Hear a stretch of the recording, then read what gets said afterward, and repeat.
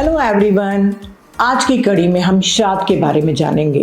प्रियजन की मृत्यु पश्चात प्रार्थना समारोह दुनिया के अधिकांश प्रमुख धर्मों का हिस्सा है। इसका कारण है कि दिवंगत आत्मा के शांतिपूर्ण संक्रमण यानी ट्रांजिशन के लिए सहयोग करना। जैसा कि श्री रामकृष्ण के शिष्य अभेदानंद ने एक बार समझाया था कि हमें अपने दिवंगत मित्रों और रिश्तेदारों के लिए प्रार्थना करनी चाहिए, क्योंकि हमारी प्रार्थनाएं उन्हें सांसारिक परिस्थितियों से मुक्त करने में मदद करती हैं। प्रार्थनाओं की मदद से हमारे प्रियजन अपनी मृत्यु को स्वीकार कर सकते हैं और अपने अतीत को जाने दे सकते हैं और अपने अनंत अस्तित्व के अगले चरण में प्रवेश कर सकते हैं। शास्त्रों में मनुष्य पर 3 ऋण बताए गए हैं, जिसमें पितृ, देव और ऋषि ऋण शामिल है। इसमें पितृ ऋण सर्वोपरि है। शास्त्रों में हम पढ़ते हैं कि श्राद्ध समारोह के समय भोजन और पेय के प्रसाद को स्वीकार करने के लिए पितरों की इन आत्माओं को आमंत्रित किया जाता है। श्राद्ध शब्द का अर्थ है किसी की याद में अच्छा करना। हिंदू गृहस्थ के दैनिक कर्तव्यों में से एक है अपने पूर्वजों के बारे में सोचने और उनके नाम पर कुछ अच्छे काम करने में कुछ मिनट बिताना, गरीबों को कुछ देना और भूखे को खाना खिलाना या जरूरतमंद को कपड़े देना। हिंदुओं का मानना है कि ये अच्छे काम जब दिवंगत आत्माओं के नाम पर किए जाते हैं तो आत्माओं को उनके आगे की प्रगति में मदद करते हैं। हिंदू मान्यता के अनुसार मृत्यु के पश्चात प्रत्येक प्राणी कुछ समय के लिए पृथ्वी पर ही रहता है और जो आत्माएं इस अवस्था में होती हैं वे पृथ्वी पर से मुक्त होने के लिए जीवित प्राणियों, वंशजों, रिश्तेदारों और मित्रों की सहायता लेती हैं। दिवंगत प्राणियों की स्मृति में किए गए अच्छे कर्म तथा अच्छे विचार उनकी सहायता करते हैं और उन्हें पृथ्वी पर से बाहर निकलने का अवसर प्रदान करते हैं, जिससे धीरे धीरे वे पितरों के लोक में पहुंच जाते हैं, जहां वे रहते हैं और उनके स्वयं के द्वारा किए गए अच्छे कार्य तथा वंशजों, मित्रों और रिश्तेदारों द्वारा उनके नाम पर किए गए अच्छे कर्मों का फल भोगते हैं। श्राद्ध का आध्यात्मिक पक्ष। श्राद्ध यानी श्रद्धा से किया गया कर्म। मरे हुए व्यक्तियों का श्राद्ध कर्म करने से कुछ लाभ है कि नहीं? इसके उत्तर में यही कहा जा सकता है कि होता है, अवश्य होता है। संसार एक समुद्र के समान है जिसमें जल कणों की भांति हर एक जीव है। विश्व एक पर्वत है तो व्यक्ति एक परमाणु। जीवित या मृत आत्मा इस विश्व में मौजूद है और अन्य समस्त आत्माओं से उसका संबंध है। छोटा सा यज्ञ करने पर भी उसकी दिव्य गंध व भावना समस्त संसार के प्राणियों को लाभ पहुंचाती है। इसी प्रकार कृतज्ञता की भावना प्रकट करने के लिए किया हुआ श्राद्ध समस्त पूर्वजों में शांतिमय सद्भावना की लहरें पहुंचाता है। यह सूक्ष्म भाव तरंगे तृप्तिकारक और आनंददायक होती हैं। सद्भावना की तरंगे जीवित मृत सभी को तृप्त करती हैं, परंतु अधिकांश भाग उन्हीं को पहुंचता है जिनके लिए वह श्राद्ध विशेष रूप से किया गया है। पर श्राद्ध यानी श्रद्धा कभी भी किसी कर्मकांड से जुड़ी नहीं हो सकती। तर्पण का वह जल उस पितर के पास नहीं पहुंचता, बल्कि धरती पर गिरकर विलीन हो जाता है। ये सत्य है। यज्ञ में आहुति दी गई सामग्री जलकर वहीं खाक हो जाएगी, यह भी सत्य है। पर यह असत्य है कि यज्ञ या तर्पण से किसी को कुछ लाभ नहीं हुआ है। पर धार्मिक कर्मकांड स्वयं अपने आप में कोई बहुत बड़ा महत्व नहीं रखते। महत्वपूर्ण तो वे भावनाएं हैं जो उन अनुष्ठानों के पीछे काम करती हैं। पर परंपरा जो चली आ रही है वे किसी विशेष उद्देश्य के लिए थी। लोग सरल थे, अपने पूर्वजों को श्रद्धा से याद करते थे, पर आज केवल भयवश ब्राह्मण को भोजन दक्षिणा करवाकर कर्तव्यों से मुक्त होना चाहते हैं कि कहीं पूर्वज शाप न दे दे। पितृदोष का ऐसा भय पंडितों और ज्योतिषों के द्वारा दिया जा रहा है।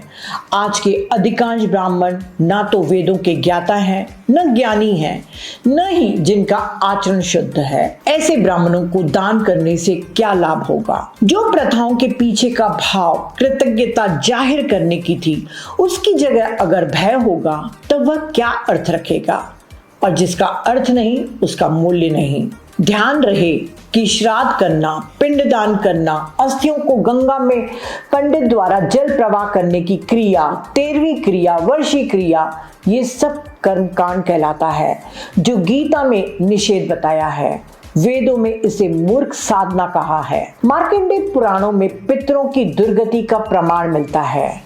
मार्कंडेय पुराण में रौच्य ऋषि की उत्पत्ति अध्याय में बताया गया है कि रुचि ऋषि ने ब्रह्मचर्य का पालन करते हुए जब एकांत में रहकर वेदों अनुसार भक्ति की और जब वे 40 वर्ष के हो गए तो उनके पूर्वज आकाश में दिखाई दिए। पूर्वजों में पिताजी, दादाजी और परदादाजी थे जो ब्राह्मण यानी ऋषि थे।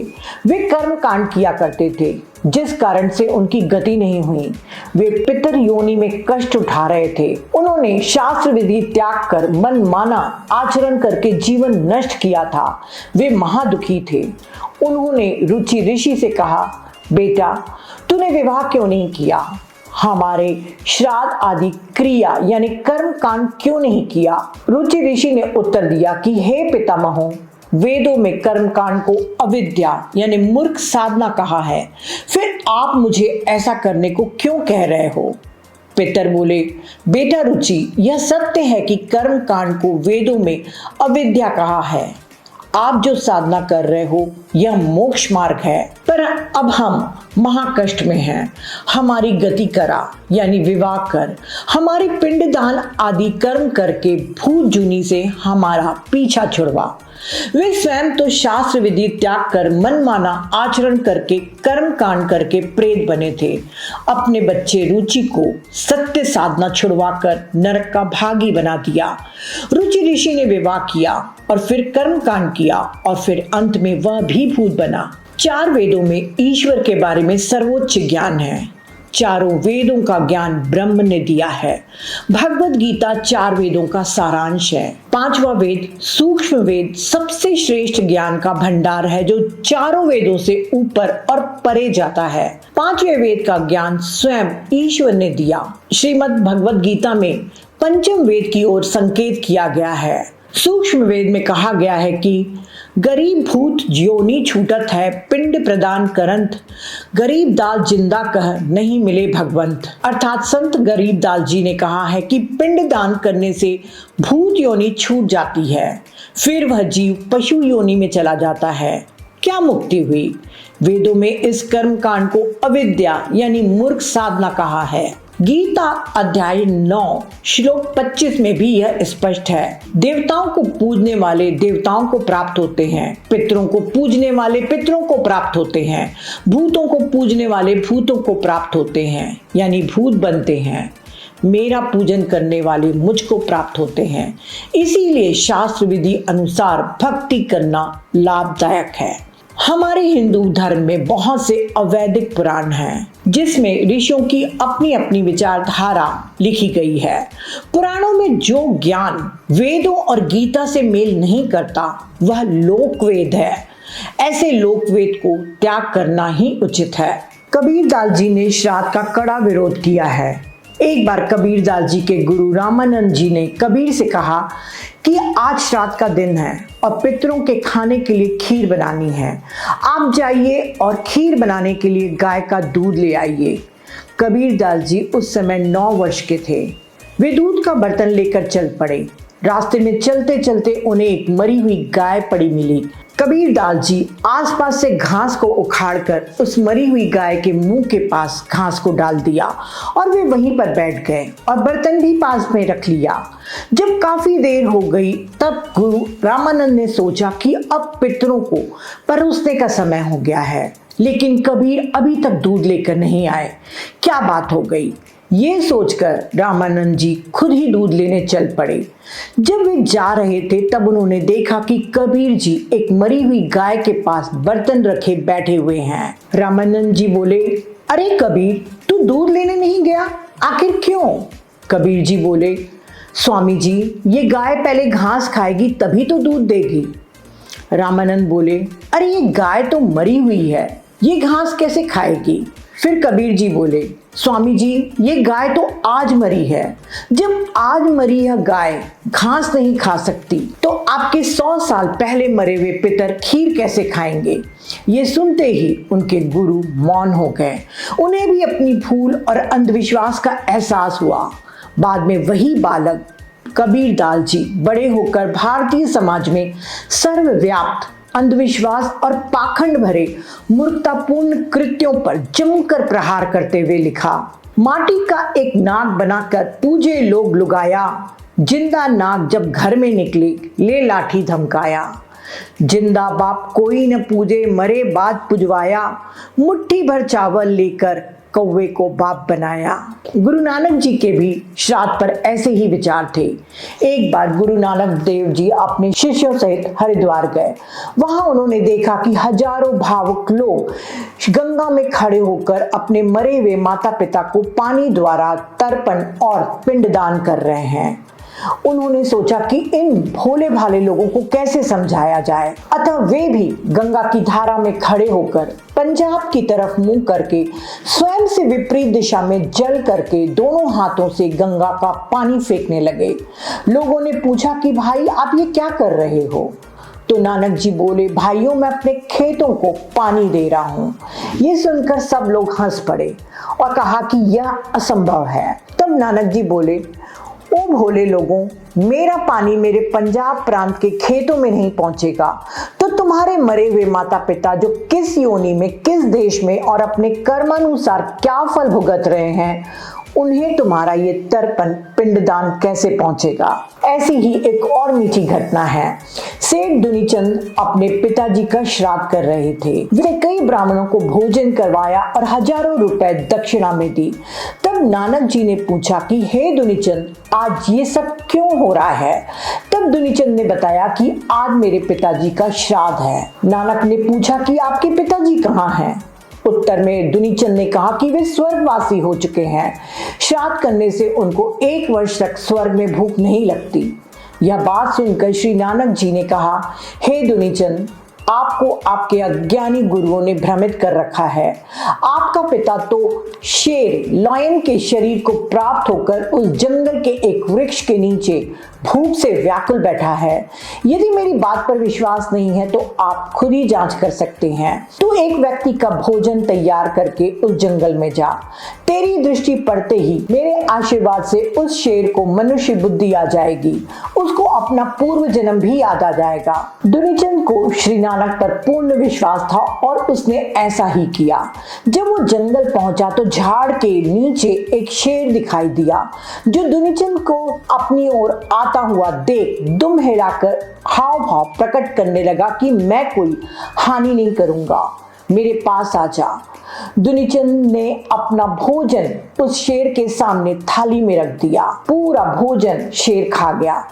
तब दुनीचंद ने पूछा कि हे पिताजी, आप तो बड़े धर्म कर्म करते थे, आप तो सदा शाकाहारी रहे थे, आपकी यह दशा कैसे हुई? श्री नानक जी की शक्ति से शेर ने कहा, बेटा, जब मेरे प्राण निकल रहे थे उसी समय साथ वाले मकान में मांस पकाया जा रहा था। उसकी गंध मेरे तक आई। मेरे मन में मांस खाने की इच्छा हुई।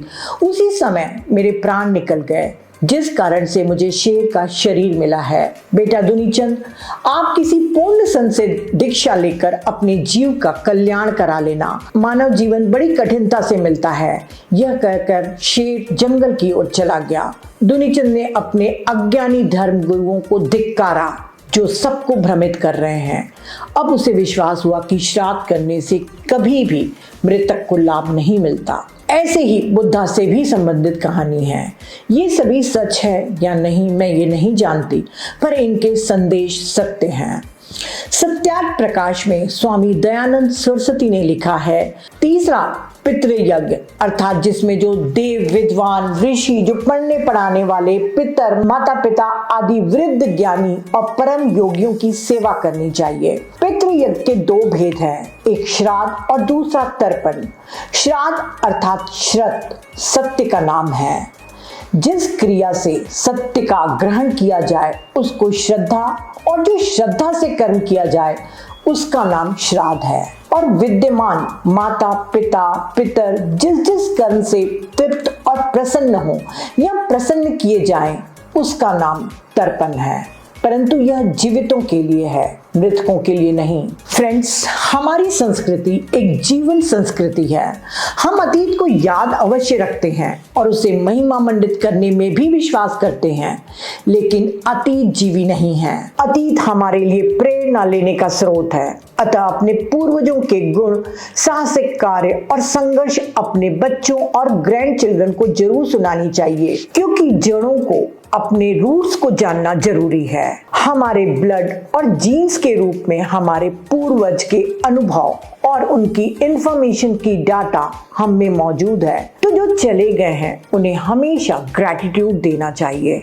पर क्या ग्रैटिट्यूड अपने शब्दों और प्रेम द्वारा उन लोगों को एक्सप्रेस नहीं करना चाहिए जो जीवित हैं? यह सोचने की बात है कि जिस संस्कृति में पितरों यानी दिवंगत पूर्वजों को इतना महत्व दिया गया हो, वहां देश के 50% से अधिक बुजुर्गों को दुखद स्थितियों का सामना करना पड़ रहा है। रिसर्च के अनुसार देश में वृद्धजनों की कुल जनसंख्या में आधे से अधिक ऐसे हैं जिन्हें या तो अब बड़े हो गए अपने बच्चों का तिरस्कार झेलना पड़ रहा है, या वे अपने ही घर में किसी न किसी प्रकार की प्रताड़ना या धोखाधड़ी के शिकार हो रहे हैं।